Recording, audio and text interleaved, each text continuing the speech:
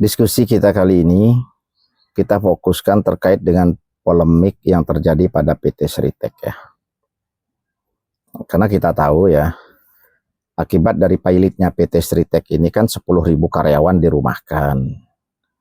Terus 28 perbankan itu jelas akan dirugikan.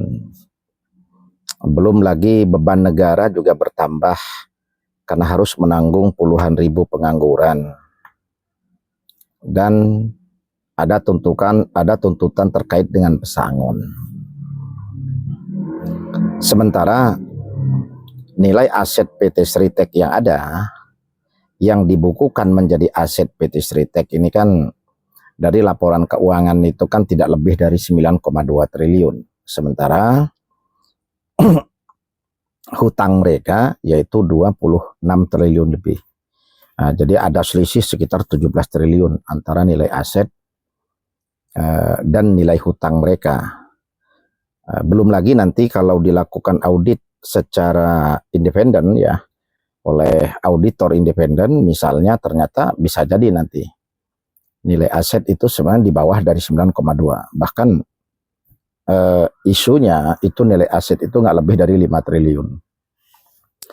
Kalau benar nilai aset itu nggak lebih dari 5 triliun, ya berarti sama halnya selisihnya kan sekitar 21 triliun antara nilai aset dan nilai hutang PT Sritek pada 28 perbankan.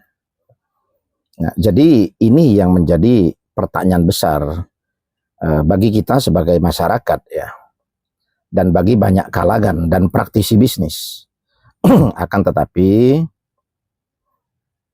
saat ini terkait dengan masalah dan polemik PT Sritek ini kan mulai meredup.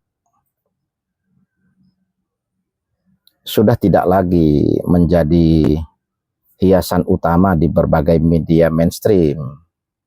Sudah tidak lagi dibahas oleh para politisi, para pengamat politik, para pengamat ekonomi. Jadi ini seolah menguap begitu saja.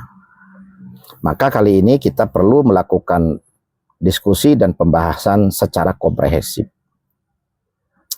Yang pertama yang ingin kita jelaskan adalah PT Sritek ini berdiri tahun 1966. Berarti perusahaan ini sudah lebih dari 58 tahun umur perusahaan ini ya. Ini sebuah perusahaan yang sudah punya jam terbang, yang sudah punya likuiditas lebih dari setengah abad. Yang kedua, terkait dengan likuiditas usaha mereka, sejak tahun 90-an, PT Sritek ini sudah mensuplai seragam ABRI. Dengan mensuplai seragam ABRI, berarti dijamin 100% itu pasti untung. Karena harga yang ditetapkan oleh pemerintah terkait dengan harga seragam yang mungkin ditenderkan ya kepada perusahaan-perusahaan tekstil. Nggak mungkin PT Sritek ini mampu memenangkan tender atau mau memenangkan tender itu kalau tidak ada keuntungan. Nah, itu udah pasti menguntungkan. Belum lagi PT Sritek ini mampu ekspor atau menyiapkan 35 seragam angkatan bersenjata dari 35 negara. Termasuk mensuplai seragam NATO, yaitu komunitas militer yang dipimpin oleh Amerika kan. Ditambah lagi PT Sritek ini mampu ekspor kain dan benang dengan jumlah besar dan pasti menguntungkan itu ke 100 negara. Itu mulai dari tahun 90-an. Artinya proses perjalanan panjang PT Sritek dari tahun 1966 sampai tahun 2019. Ini adalah proses yang panjang dengan potensi keuntungan yang sangat besar. Lalu kenapa pada saat masuk masa COVID-19, perusahaan ini begitu tergoncang? Bukti dari perusahaan ini begitu tergoncang adalah di mana pada tahun 2022 efek COVID-19 sampai 2021, PT Sritek ini gagal bayar terhadap CP Prima Karya yang nilai tagihannya hanya 5,5 miliar. Perusahaan yang sudah beroperasi dari tahun 66 sampai 2019 dengan ekspor ke 100 negara untuk kain dan benang, ekspor ke 35 negara untuk seragam militernya, dan suplai ke NATO, dan rutin suplai seragam ABRI setiap tahun. Goncang hanya karena COVID di tahun 2019. Bahkan 5,5 M pun gagal bayar. Tapi gugatan oleh CP Prima Karya itu ditolak atau menjadi PKPU, yaitu penundaan kembali pembayaran utang. Akhirnya di tahun 2024 ada gugatan lagi dari PT IBR, yaitu Indo Barat Rayon ya, terkait dengan suplai bahan, yaitu gagal bayar 101 miliar.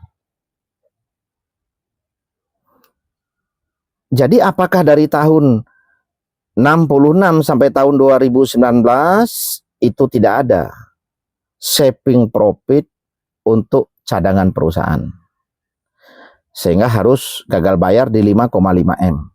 Lalu dari tahun 2022 atau 2021 sampai 2024 itu juga sama. Apakah tidak ada keuntungan? Apakah tidak ada saving profit? Sehingga di tahun 2024 harus gagal bayar lagi 101 miliar. Padahal dari pembukuan hutang mereka ke 28 perbankan termasuk Bank Jateng sekitar 500 sekian miliar, ke Bank Jatim juga sama hampir 600 miliar, ke Bank BRI hampir 1 triliun, ke Bank BCA lebih dari 2 triliun, ke Bank BNI lebih dari 4,4 triliun, ke Bank Mayapada lebih dari 1 triliun, dan masih banyak lagi. 28 perbankan tempat mereka berhutang. Dengan nilai hutang 26 triliun lebih tersebut, gagal bayar hanya di 5,5 miliar dan 101 miliar. Menjadi tanda tanya besar. Dan ternyata nilai asetnya hanya sekitar 9,2 triliun. Bisa jadi nanti aset ini kalau dilakukan audit secara investigasi yang akurat, yang objektif oleh auditor independen, bisa jadi nilai asetnya hanya 50%-nya atau hanya sekitar 4 atau 5 triliun. Kalau sampai nanti ternyata nilai asetnya benar hanya sekitar 5 triliun, berarti margin yang mereka dapatkan dengan terjadinya pailit itu, yaitu selisih aset dan selisih hutang, yaitu menjadi 21 triliun. Kita ingat kasus Bank BCA pada saat disita oleh Badan Penyihatan Perbankan yang dipimpin oleh Gede Arissuta, punya hutang kepada Bank Indonesia kurang lebih 48 triliun. Akhirnya Bank BCA angkat tangan. Tetapi pada saat diambil alih oleh Badan Penyihatan Perbankan, di mana dalam kurun waktu tertentu harus diswastakan lagi, maka akhirnya sahamnya terjual hanya sekitar 22 triliun. Berarti negara rugi kan? Sekitar 26 triliun. Dan ironisnya ternyata yang membeli saham Bank BCA itu adalah perusahaan milik grup Salim sendiri yang didirikan di Singapura. Dalam kurun waktu kurang lebih 5 tahun, Bank BCA akhirnya dijual kembali sahamnya oleh keluarga Salim kepada grup Jarum, yaitu Hartono, yang nilainya sudah puluhan kali lipat. Dan sekarang ini nilai saham BCA ini lebih dari 450 triliun. Nah, artinya negara ini selalu dipermainkan oleh kejahatan atau penjahat kerah putih lewat sistem perbankan. Ini sama. Ada apa? CP Prima Karya mengajukan gugatan pailit atau PKPU di tahun 2022. Lalu diteruskan lagi dan akhirnya berhasil. Gugatan diajukan oleh PT IBR di tahun 2024. Akhirnya berhasil. Bisa jadi sebenarnya proses gugatan pailit ini adalah sebuah konspirasi besar, sebuah rekayasa kelompok penjahat kerah putih untuk selamat dari hutang, selamat dari beban, melepaskan diri dari beban, dan posisi diuntungkan puluhan triliun, lalu tinggal mereka mengamankan gurita bisnis mereka yang lain. Dan ini kan terbukti. Ternyata gurita bisnis keluarga Sritek atau generasi kedua, yaitu putra-putra dari Lumintu sebagai pendiri Sritek ini, yaitu 4 anaknya, yaitu 2 cowok, 2 cewek ya. Dan yang mimpin Sritek itu adalah kan Iwan Kurniawan. Mereka ini kan punya hotel Aston, mereka ini punya hotel Grand Quality Group, mereka ini punya hotel apa itu namanya Grand Orchid Group. Mereka punya banyak usaha kuliner, mereka punya banyak usaha di sektor pariwisata. Harapan kita kepada pemerintah adalah satu, jangan terjebak dengan permainan kelompok penjahat kerah putih. Jangan terjebak dan jangan kasih ampun. Yang kedua, harapan kita adalah pemerintah membentuk tim terpadu untuk melakukan investigasi kepada proses peradilan di Pengadilan Niaga Semarang. Apakah tidak ada potensi terjadinya permainan antara tim kuasa hukum dari PT Sritek, antara tim kuasa hukum dari PT IBR dan CP Prima Karya dengan para hakim yang menangani. Karena bisa jadi sebenarnya 2 perusahaan yang melakukan gugatan pailit ini adalah perusahaan yang sudah menjalin konspirasi dan kesepakatan dengan pihak manajemen internal Sritek supaya bisa melepaskan beban dari hutang yang besar dan cukup menyerahkan nilai aset yang tercatat, yang terbukukan sebagai aset dari PT Sritek. Sementara aset dan gurita bisnis yang lain yang tidak tercatat sebagai aset PT Sritek itu bisa diselamatkan, padahal gurita bisnis itu sebenarnya sumber pembiayaan, sumber kapitalnya adalah dari hutang mereka di 28 bank tersebut. Jadi mereka bisa merdeka, punya hutang 26 triliun, dibayar dengan aset yang hanya kurang lebih nilainya sekitar 4 atau 5 triliun atau sekitar 9,2 triliun yang mereka catat atau yang mereka laporkan. Lalu kenapa pemerintah juga harus membentuk tim terpadu yang melibatkan berbagai pihak, yaitu termasuk komisi yang berkompeten di DPR, kementerian atau menteri perindustrian, menteri tenaga kerja, menteri keuangan, terus tim audit internal, Kementerian Perdagangan. Jadi libatkan banyak pihak yang berkompeten untuk melakukan investigasi, untuk melakukan kajian, supaya bisa mendapatkan solusi. Paling tidak, kalau ditemukan adanya potensi konspirasi, maka aset yang lain juga bisa disita, sehingga bisa memperkecil potensi kerugian negara, memperkecil potensi kerugian sistem perbankan.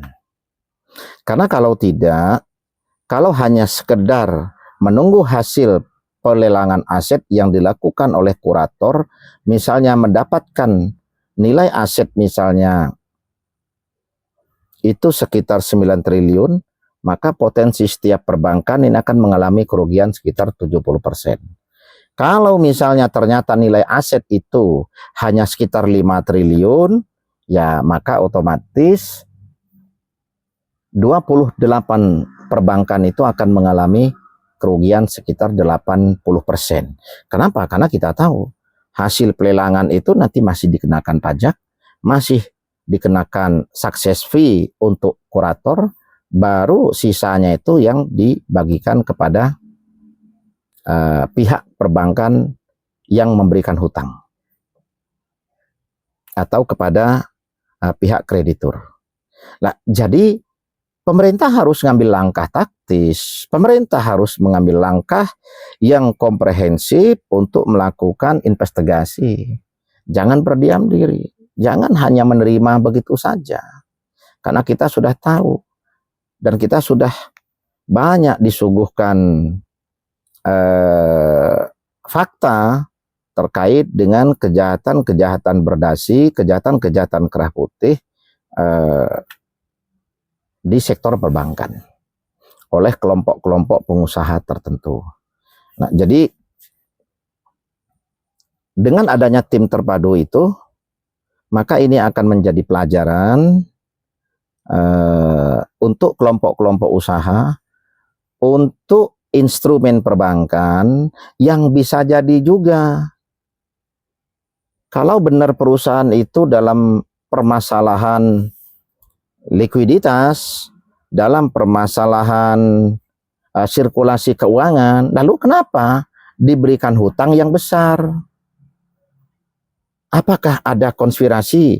Apakah ada kong kali kong di mana pimpinan banknya mendapatkan success fee atau pimpinan perbankannya diberikan gratifikasi berapa persen, yang penting ini dicairkan misalnya, itu kan bisa jadi terjadi konspirasi atau kong kali kong semacam itu.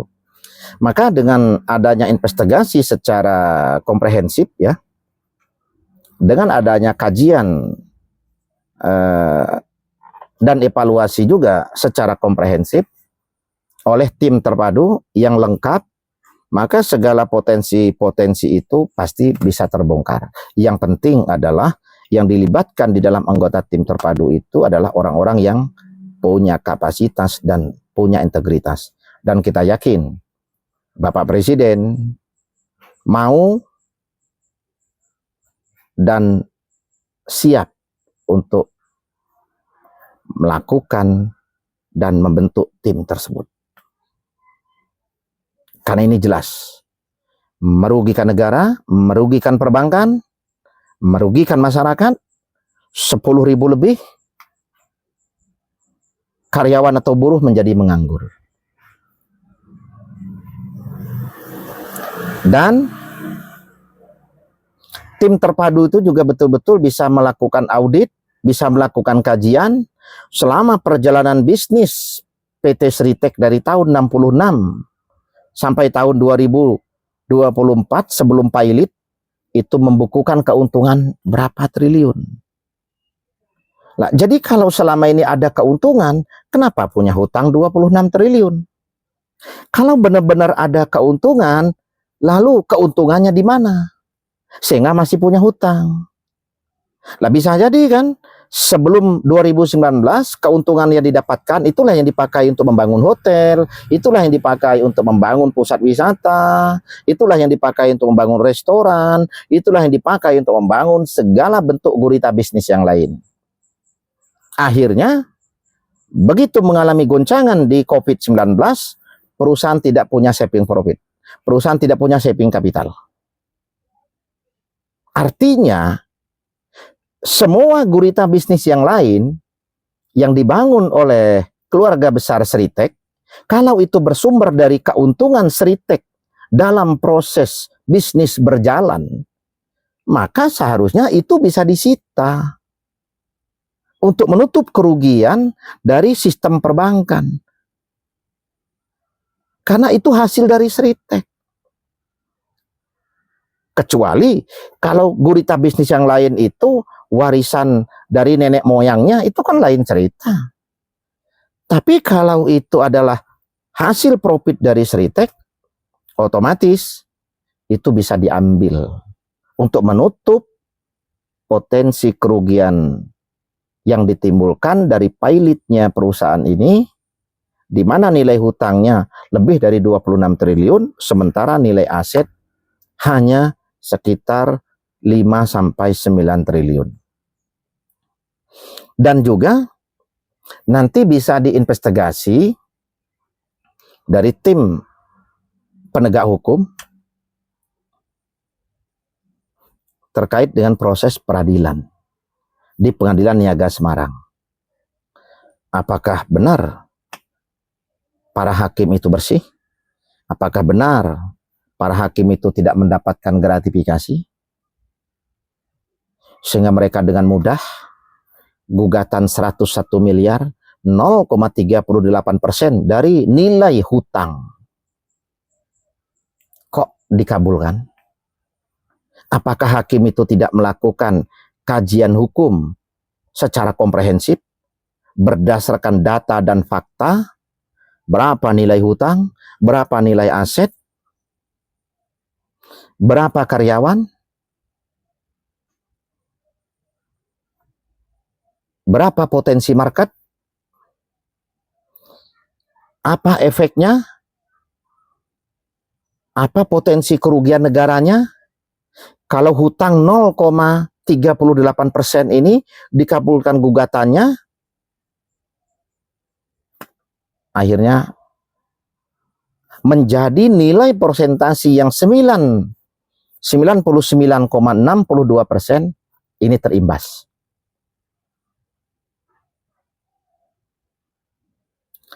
Ini kan tanda tanya. Enak banget. Hakim memutuskan nilai hutang 101 miliar. Kok gugatan pilot dikabulkan? Sementara imbas atau dampaknya yang ditimbulkan dari keputusan tersebut itu kemana-mana. Jadi kita curiga.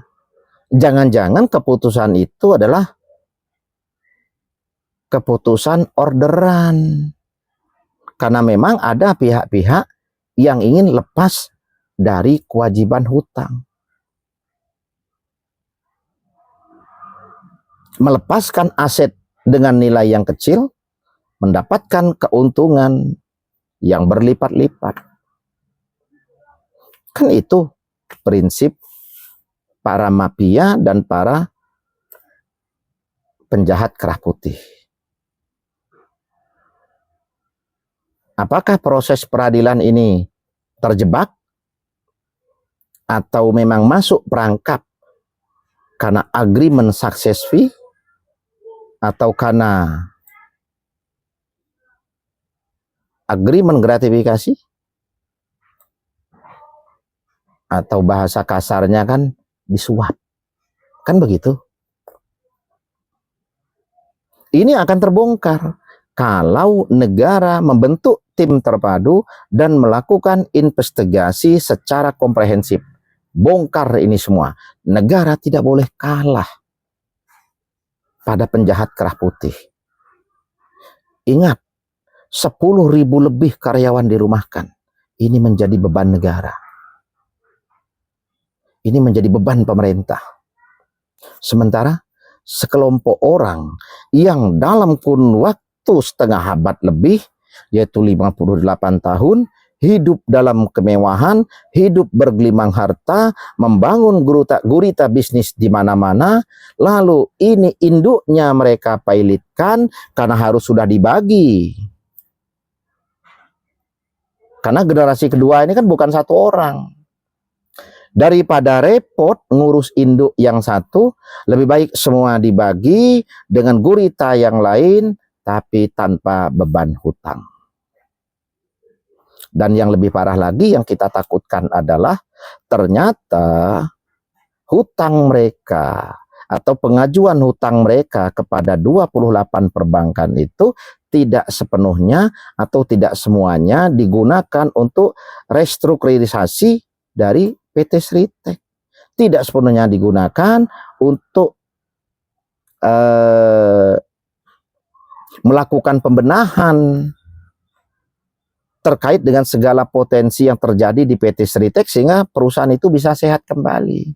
Lah yang kita khawatirkan adalah sebagian besar itu memang pengajuan hutang sudah terencana dan direncanakan untuk membangun gurita bisnis di luar PT Sritek. Itu semua bisa dibongkar, itu semua bisa terungkap kalau pemerintah membentuk tim terpadu dan melakukan investigasi secara komprehensif,